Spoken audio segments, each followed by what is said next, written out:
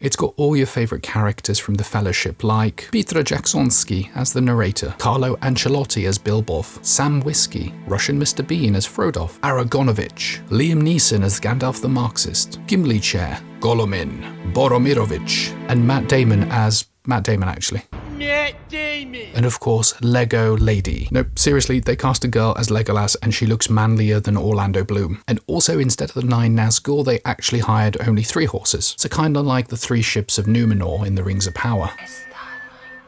It began with the forging of the Great Russian Adaptation, aired once on television and then lost forever. 3 screenwriters, the wisest and fairest of them all. 7 directors, craftsmen and comrades of the People's Republic. 9 rubles, the biggest budget in Soviet movie history. And some things that should not have been forgotten were lost. History became legend, legend became myth, and for over 2.5 decades, the film passed out of all knowledge. Until when chance came, it ensnared another bearer, and some things happened that it did not expect. It was picked up by a random YouTuber and uploaded last year, and I'm going to tell you about some of the funniest scenes, never before scenes of Tom Bombardil, and what Russian Sauron actually looks like. Because this cinematic masterpiece is better than the Rings of Power, and historians argue that this was the cause of the USSR's collapse. And so rumour grew of a shadow in the east. Its time had now come. One film to rule them all. It is also a closer adaptation of the books than the Peter Jackson trilogy, but I have to say it does have some hilariously random scenes. Scenes like Gandalf and Bilbo making sweet love to each other when they first meet, from Russia with love. Like this production blowing their $3 billion budget on Gandalf's fireworks scene. For reference, this is what Peter Jackson managed 10 years later. Yes, it's got a dragon as a firework and amazing CGI, but at the end of the day, it's no match for this. I'm actually in awe of this. Every night since I've watched it, I go to sleep wondering, how did they pull this off? He opens his cloak like a hobo flashing you at a bus stop. Then bang, those magical stars, those majestic fireworks. Some people are like, well, why didn't the Fellowship use eagles to fly to Mordor? Duh. This film actually addresses that. You see, Gandalf here tries to ride one of these eagle pigeon kind of things. I'm not quite sure what it is. But anyway, unfortunately that didn't quite work out because the pigeon got pregnant and Gandalf had to then pay child support. So that, of course, wouldn't have worked for the Fellowship and their budget. Scenes like Gollum's backstory being that he actually was grown in somebody's vegetable patch and that he identifies as a lettuce or something.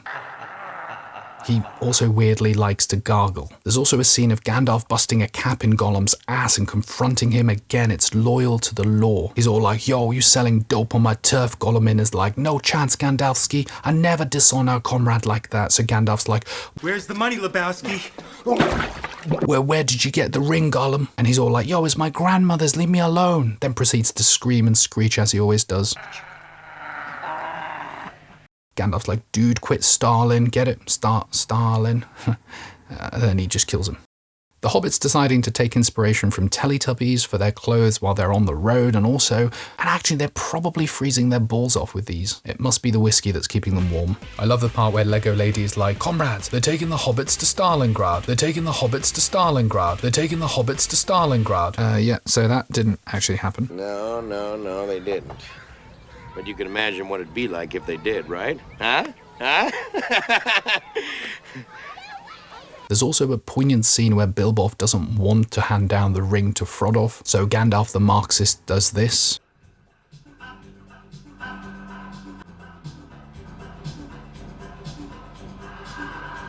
Essentially, he lifts his cloak and lets his ball sweat guide Bilbo's decision-making. As obviously you know, this is clearly plagiarized then by Peter Jackson, as Gandalf uses this exact trick in the Mines of Moria to guide the Fellowship, and even the Rings of Power jumps on this bandwagon, hinting that Gandalf will use it to help Nuri keep up with him.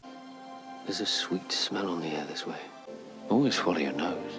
For the true Lord of the Rings fan, this is the origin of one of Gandalf's most powerful spells. And with all the softcore porno music here, I was kind of scared that I accidentally downloaded a different type of Russian adaptation, one in which Gandalf destroys Bilbo's ring in a slightly different way. Then there's this scene which I can't really describe. It's more just like whole cast just dropped a load of LSD and they just said, yep, keep rolling the cameras, let's just keep going with this. To be fair, it's not just this scene. The whole film feels like Frodo and Sam Whiskey just fell into a ditch after they left the Shire and just did a bunch of shrooms and hallucinated the whole adventure. J.J. Abrams is probably like, that's a good idea, I might use that later. Like Frodo getting stabbed by the ring wraiths and it looks like he wants to suck his thumb, then he remembers he's a full-ass grown man and he pulls out and tries to style it out, while some game over Russian music plays in the background. Also, where the hell are his mates? Where's Aragorn and his little hobbit people who's supposed to protect him? They're probably pissed off somewhere. Nice one, guys, you had literally one job. Saruman looks like some crappy villain in some B-rated Star Trek spin-off on Sci-Fi Channel or something. He luckily also has the orcs doing some weird dance moves here, or maybe they're doing some sign language for the orc armies, I don't really know, but very progressive of them, I have to say. Like the warg scene where Peter Jackson completely ripped this show off scene by scene. You thought that was good? Well, in the Soviet version, the Fellowship gets chased by the wargs like this.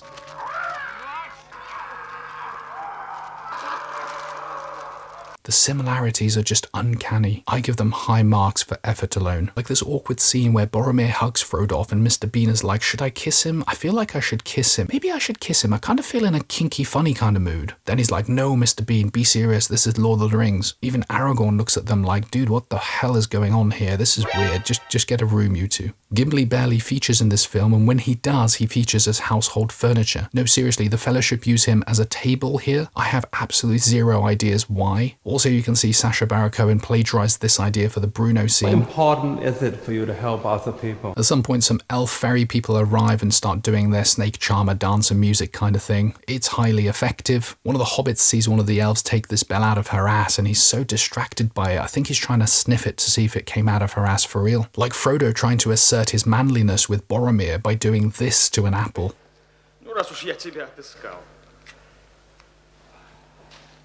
What a weird way to cut an apple. I feel like that's a psychopath trait. I think if you've done one of those online psychopath tests and it says, do you cut your apple by snapping it in half with your bare hands? And you answered yes, I think you probably would be a psychopath. What I love is Boromir just casually throwing it away as soon as he gets it. Like Tom Bombardil making a badass entrance like this. I thought I'd seen it all, but I think this is his first appearance in any Lord of the Rings version. So props to the research guy for sticking to the lore on this one. There's a Lord of the Rings geek out there somewhere who's saving this to favourites to come back for a quick fap later. I also think this is the origin of this classic meme. Thanks, Tom.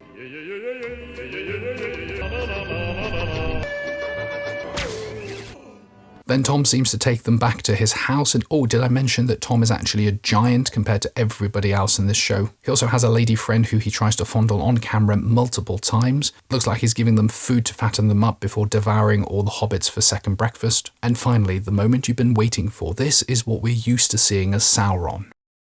But the Russians have taken this iconic villain to another level. All jokes aside, people think that my content is just about making fun of crappy films, but it's more than that. I mean, there is the sarcasm, the dad jokes and the puns, but I also like to pay homage to some of these crappy things, like this low-budget Soviet television adaptation called Khranateli, which really was lost for 30 years. The version released in theatres was called Khrana Cinema. Okay, I'm sorry about that one. But I am really glad it was found, not just for the lols, even if some of the special effects are hilarious and some scenes are actually quite funny. I do love the attention to detail that the writers went to for some of the scenes, like my boy Tom making an appearance for the first time, like Gollum and Gandalf's interrogation. You can see a team who really knew the source material and paid homage to it. Well, in their own kind of way. It absolutely beats the Rings of Power for me hands down, because with its almost infinite budget, what you cannot buy is passion, respect for the lore.